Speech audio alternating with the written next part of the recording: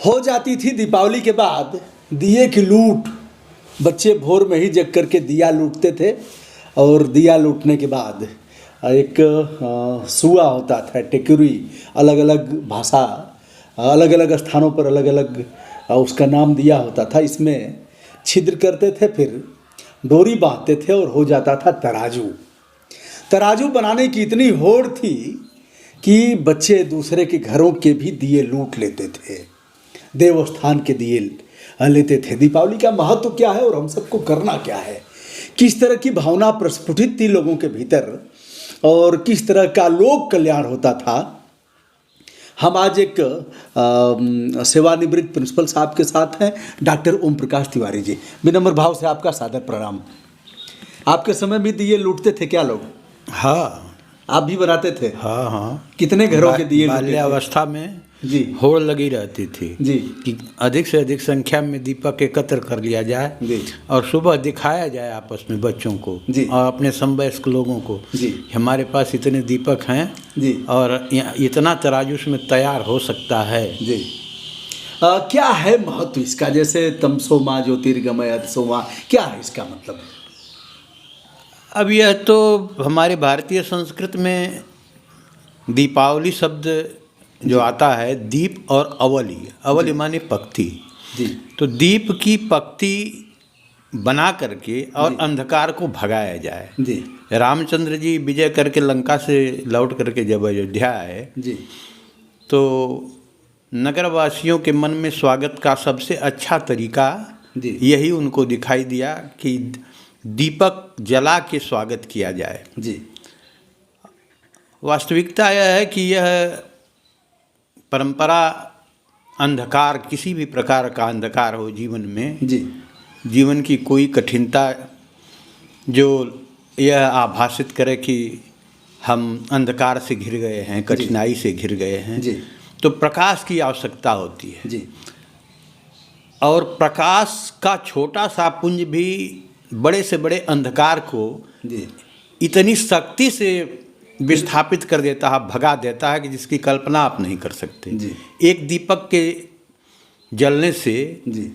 दीपावली के दिन अमावस्या की तिथि होती है, जी, लेकिन दीपक के जलते ही घर के आसपास का जितना अंधकार है, जी, यथा सामर्थ्य लोग दीपक सजाते हैं, जी, तो पूरा प्रतिभासित होने लगता है मकान और यह लगता है कि हमारे घर का अंधकार, कठिनाई का अंधकार या आपत्ति जो भी कठिनाई है, अमंगल की जो भी आशंका है, सबको हमने भगा दिया। जी, तो कुछ वाक्य ऐसे जो प्रायः बोले जाते हैं कि अस्तो माँ सद्गमय, तमसो माँ ज्योतिर्गमय, मृत्योर माँ अमृतम गमय।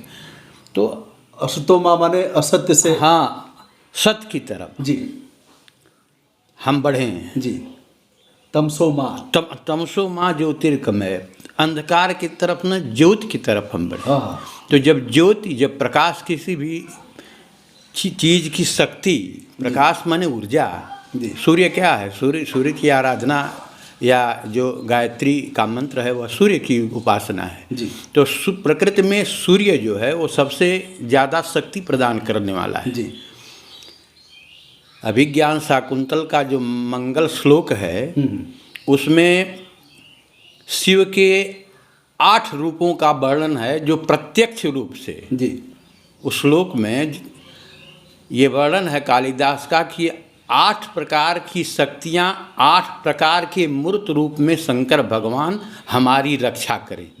तो उसमें 5 तत्व, पंच तत्व, जी, सूर्य, चंद्रमा, प्रकृति, ये मिला के 8 तत्व प्रत्यक्ष रूप से 8 रूपों में, जी, 8 मूर्ति के रूप में शंकर भगवान हमारी रक्षा करें, ऐसे कालिदास, ऐसी कल्पना कालिदास की है। जी, जी, जी, जी, तो यह प्रकाश जो है यह ऊर्जा का स्रोत है। जी, स्वागत दूसरे माध्यम से भी अयोध्यावासी कर सकते थे, रात दिन बाजा बजाते या नृत्य गायन वादन जो भी करते थे, लेकिन सद्बुद्धि उनको आई या किसी ऋषि महर्षि का उपदेश समझ में आया कि इससे बड़ा दूसरा स्वागत का कोई उपादान नहीं हो सकता।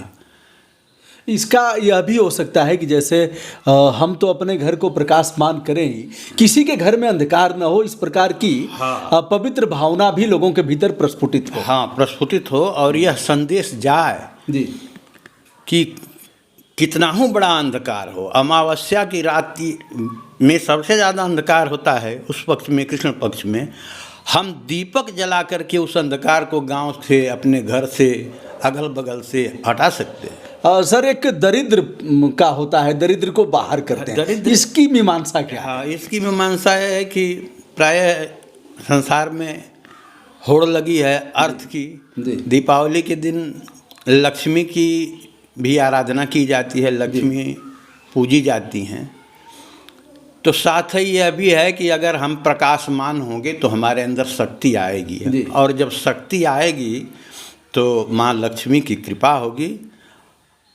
उससे जोड़ दिया जाता है जी, उससे जोड़ के देखा जाता है कि हम अंधकार को जब भगा रहे हैं, जब किसी भी प्रकार का अंधकार जब हटेगा तो पुरुषार्थ बढ़ेगा जी, और जब पुरुषार्थ बढ़ेगा तो लक्ष्मी स्वतः प्रसन्न होकर हमारे यहाँ आएंगी।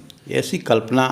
या सूप और पता नहीं क्या क्या पीटते हैं लोग भोर में, तो अब तत्कालीन यह व्यवस्था है, अब तो धीरे धीरे इसका भी लोप हो जा रहा है। देख, जैसे लौकिक परंपरा में यह बात रही जी, कुछ उपादान ऐसे रखे गए हैं, जैसे पूजन का विधान जो हमारी प्राचीन परंपरा में है, तो उनको धार्मिक कृत्यों में जोड़ दिया जाता है। जैसे शादी के अवसर पर ओखरी रखिए, मूसल रखिए, ये सब घर गृहस्थी, सूप रखिए, जितने ऐसे हैं, सील लोढ़ा क्या क्या। अब जैसे यह चीजें तो श्रम का द्योतक भी, श्रम का द्योतक है, सील बट्टा चलेगा तो बीमारी नहीं आएगी। हाँ, और घर गृहस्थी से जुड़ी हुई चीज़, संपन्नता का भी द्योतक, संपन्नता का द्योतक है जी। सूप एक प्रतीकात्मक, घर गृहस्थी का ऐसा साधन है सूप, जो कि निरर्थक चीज़ों को, हल्की चीज़ों को, थोथा चीज़ों को उड़ा देता है और सारवान वस्तु को ग्रहण करता है। साधु ऐसा चाहिए। हाँ, सार जैसा सूप स्वभाव, सार को गई रहे, थोथा दे उड़ा। तो प्रतीकात्मक रूप से मस्तिष्क में उसको भी रखा गया कि भाई इसकी भी आराधना होनी चाहिए, सूप की भी पूजा होनी चाहिए। हम बिटिया की शादी में सील बट्टा भी देंगे, और जो पत्थर का होता है जिसमें मसाला कूटा जाता है वह भी देंगे, कुछ मिट्टी के बर्तन भी दे रहे हैं। तो टिप्पणियाँ आ रही हैं सील बट्टे का मतलब कि बेटा पुरुषार्थ भी करो, पुरुषार्थ करो। और ये जब तक पारिवारिक जीवन रहेगा इसकी आवश्यकता रहेगी। ये साक्षी हैं तुम्हारे संतुलित जीवन यापन के लिए। ये ऐसी चीज़ें जो प्रतिदिन के काम में आने वाली हैं, ये अविस्मरणीय चीज़ें हैं। तो शुभ अवसर पर, शादी के शुभ अवसर पर ऐसी वस्तुओं को प्रतीक रूप में रखा जाता है जो दिमाग में रहे कि यह जब तक दाम्पत्य जीवन या एक परिवार या हमारा कुटुंब खुशहाल रहेगा तब तक ये उपादान हमारे साथ रहेगा। अच्छा सर, अब शादी विवाह पर भी चर्चा, हम लोग थोड़ा विषयांतर होने लगे। तो अगर शादी विवाह में जैसे पोखरा खोदा जाता है, पौधरोपण का भी है वहाँ, तो इसको क्या पर्यावरण से जोड़ करके लोग? हाँ, बिल्कुल। शादी विवाह के अवसर पर इसको भी लोग सोचे, उनके दिमाग में था कि ऐसे शुभ अवसर पर कुछ ऐसे कृत्य कर दिए जाएं जो काफ़ी समय तक प्रभावी रहे और पर्यावरण से संबंधित कार्य भी हो जाए। पोखरा खुदवाना वह भी एक प्रतीकात्मक चीज़ है। पोखरा जल हाँ, कि अगर जल संचयन नहीं होगा, अभी समय तो पंपिंग सेट बन गया, सौर ऊर्जा का प्रयोग हो रहा है, और भी जो उपादान सिंचाई के बन रहे हैं, कृत्रिम वर्षा कराई जा रही है। लेकिन उस समय ये भी था कि इसको भी मत बोलिए, बिना पोखरा के गृहस्थी का काम नहीं चलेगा। अच्छा, ओखल और यह भी रखा जाता था वहाँ, अगर रखी जाती थी कि कुम्हार का उद्योग खत्म न हो, उद्योग खत्म न हो, और जल की आवश्यकता सबको पड़ेगी और सबके पास स्टील उपलब्ध नहीं था। तो ये वस्तुएं रहेंगी आपके साथ, शुद्ध जल मिलेगा, शुद्ध जल मिलेगा जी। लोग आशीर्वाद देते थे जब तक गंगाधारा अचल रहे, अहिवात तुम्हारा। तो गंगा जमुना से भी जोड़ करके हाँ, इसको, गंगा जमुना से पवित्र जोड़ करके, नदियों से भी जोड़ पवित्र करके, नदियों से जोड़ करके और आशीर्वाद संविधान के दिया फंडामेंटल ड्यूटी में भी इसको शामिल किया गया कि हम प्राकृतिक पर्यावरण हाँ, को बचाएं। बचाएं। और इन चीज़ों की आवश्यकता है, ये इसकी अनिवार्यता है। इसलिए शादी विवाह के अवसर पर ये संस्मरण रहे कि इन चीज़ों की आवश्यकता पड़ेगी। अच्छा, अंतिम सवाल, गोवर्धन पूजा भी होता है। गोवर्धन पूजा, गोबर के गोवर्धन जी बनाए जाते हैं, महिलाएं जाती हैं, कूटती हैं। तो इस सब का क्या है कुछ? अब गोवर्धन, एक तो गोवर्धन श्री कृष्ण भगवान की लीला से जुड़ जाता है, जिन्होंने एक उंगली पर उठाया और सबकी रक्षा की, इंद्र के कोप से सबको बचाया। तो उस शक्ति की आराधना में भी लोग उसको जोड़ते हैं। और दूसरा जो गोबर का बनाया जाता है, तो उसका भी यह महत्व है कि भाई बिना गोमय के काम चलने वाला नहीं है। अगर इसका तिरस्कार हो जाएगा तो अन्न नहीं उपजेगा, और भोजन बनेगा कैसे? भोजन बनेगा कैसे? जी, सारी बातें आवश्यकता के अनुसार ऋषियों ने सोचा, देखा, उसकी परख की। अब तो क्या मान लिया जाए कि धर्म के साथ साइंटिफिक रीजन, विज्ञान को भी जोड़ करके उन लोगों ने? वह भी विज्ञान, धर्म क्या है? धर्म का अर्थ व्यापक रूप से लोग नहीं न समझते हैं। धर्म का ये अर्थ नहीं कि हम शंख बजा लिए, 3 घंटा त्रिपुंड लगा लिए, मंदिर में जाके माथा टेक लिए। धर्म का ये अर्थ नहीं है। धारित्य इस धर्म में जो कहा गया है, तो उसमें क्या आप धारण करें, कैसे धारण करें, तो वह एक जीवन सूत्र है, जीवन की स्टाइल है, सबसे बेस्ट स्टाइल है। अब उसको अलग अलग संप्रदाय के लोग अलग अलग अपने अपने धर्म की व्याख्या करते हैं। अब किसका धर्म, कौन सा संप्रदाय जो सूत्र बनाया है, आर्ट ऑफ लिविंग, जो जीने की कला सिखाता है, कितना किसका उत्कृष्ट है, वह उस धर्म के मूल में है। अब हमारे यहाँ का जो धर्म है, तो उसमें जो 10 धर्म के लक्षण बताए गए हैं, उसमें कोई भी ऐसा नहीं है कोई धर्म उसको काट दें। धैर्य की आवश्यकता किसको नहीं है, क्षमा की आवश्यकता किसको नहीं है, असत्य बोलेंगे, हत्या करेंगे, चोरी करेंगे, पाप करेंगे, कुकर्म करेंगे, तो इससे नुकसान होगा ही होगा। तो धर्म यह सिखाता है कि आप अपनी रक्षा, अपने शरीर की रक्षा कैसे करें, अपने परिवार की रक्षा कैसे करें, अपने गांव की रक्षा कैसे करें, अपने देश की रक्षा करें कैसे करें, और सर्वे भवन्तु सुखिनः कैसे? हाँ, सर्वे भवन्तु सुखिनः, सर्वे सन्तु निरामया, सर्वे भद्राणि पश्यन्तु माँ कश्चित् दुःख भाग् भवेत्। तो कोई दुखी न हो, बाहर धर्म की अब इतनी सुंदर व्याख्या कहीं मिलेगी नहीं, जो 4 पंक्तियों में है कि सर्वे भवन्तु सुखिनः। हमारा धर्म यह कहता है कि हम इस तरह से समाज में जीने की कला सिखाएं, राग द्वेष से हट करके। तुलसीदास जी कहते हैं ना कि फूलहि फलहि सदा तरुकानन, एक साथ न गज पंचानन, बैरन कर काहू सम कोई, राम प्रताप विषमता खोई।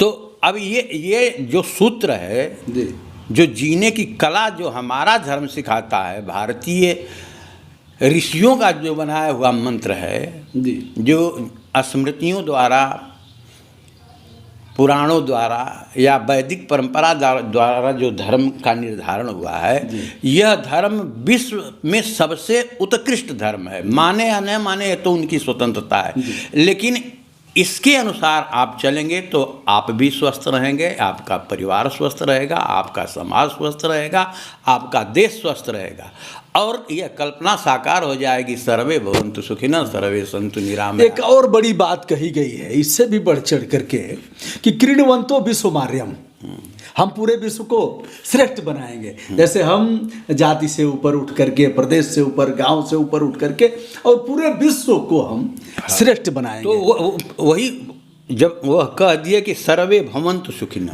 सभी लोग सुखी हों, वैश्विक सर्वे भवन्तु सुखिनः सर्वे सन्तु निरामया, रोगी कोई न हो। अब उसमें ये बीमारी जो चली है कोविड-19 और ये सब, ये ऐसा हम विधान बनाए, जीवन की ऐसी कला रखें, खान पान से, जड़ी बूटियों से, प्रकृति के सानिध्य से इस तरह का उपादान तैयार करके रखें कि हमारे यहाँ रोग नाम की चीज़ें उत्पन्न ही न हो। कुछ और शादी विवाह में लोग भद्रम पश्येति अरे भाई, क्या भद्र सूक्त जो पढ़ा जाता है, स्वस्ति वाचन जिसको आप कहते जी, हैं, जी। तो स्वस्ति का अर्थ है सुअस्ति, जो सुंदर है। जी। तो उसमें यह है कि जितने मंत्र पढ़े जाते हैं उसमें सबकी आराधना की जाती है। सूर्य हमारी रक्षा करें, अदिति हमारी रक्षा करें, पितर हमारी रक्षा करें, देवतागण हमारी रक्षा करें, चारों तरफ शांति हो, प्रकृति शांति हो, वनस्पतियाँ कुपित न हो, आप शांति, वनस्पति शांति, शांति रेव शांति, ऐसे पढ़े जाते हैं कि ततो अभयम करो, जो भी हो उसमें भय न हो, हम अभयम करो, हाँ अभयम करो, ऐसा करें। ये ऋषिगण, ये दैवी शक्तियाँ ऐसा करें कि सुअस्ति, स्वस्ति, सुंदर है, सब कुछ सुंदर रहे, अच्छी बात सुनने को मिले, अच्छी बात बोलने को मिले, अच्छी बात देखने को मिले। उसमें यही ना है, यही सब है भाई। अच्छी बात आप बोलेंगे, झगड़ा नहीं होगा, बवाल नहीं होगा, खून कत्ल नहीं होगा, मार पिटैया नहीं होगी, थाना पुलिस की जरूरत नहीं पड़ेगी, कोर्ट कचहरी की आवश्यकता नहीं पड़ेगी। अच्छी चीज़ आप देखेंगे तो पुलकित होंगे, शरीर में एनर्जी आएगी। शरीर में परोक्ष रूप से जैसे निगेटिव एनर्जी वाले व्यक्ति के पास आप बैठते हैं तो आपकी एनर्जी अगर अच्छी है तो वह निगेटिव एनर्जी उसकी बिना प्रयास के आपके शरीर में प्रवेश करने लगती है। इसीलिए लोग कहते हैं कि नकारात्मक स्वभाव के लोगों से दूर रहिए, नकारात्मक स्वभाव के लोगों से दूर रहिए। सकारात्मक स्वभाव वाले व्यक्ति के करीब रहेंगे तो बिना मेहनत के आपकी ऊर्जा तो है ही है। निगेटिव स्वभाव वाला व्यक्ति आपके ऊर्जा को भी ले लेता है और अपनी निगेटिव एनर्जी को आप में प्रक्षेपित करता है। और ऊर्जावान व्यक्ति, उत्साही व्यक्ति, क्रिया संपन्न व्यक्ति अपनी एनर्जी को आप में प्रेषित करता है और आपकी एनर्जी को बढ़ा भी देता है जी। और स्वतः वह एनर्जी, उसकी भी एनर्जी बढ़ जाती है। ये वैज्ञानिक रिसर्च है। जैसे लोगों के पास आप रहेंगे उस तरह की ऊर्जा आप में आएगी। जी जी जी जी। यह रहे डॉक्टर ओम प्रकाश तिवारी जी, जो महाविद्यालय के प्राचार्य रहे हैं। आज उनके साथ हमने, रोज़ तो ऐसे तैसे होता ही रहता है दोस्तों, लेकिन दीपावली गोवर्धन पूजा के विशेषांक पर हमने आज आपसे बात किया। विनम्रता के साथ आपको सादर प्रणाम, बहुत बहुत धन्यवाद।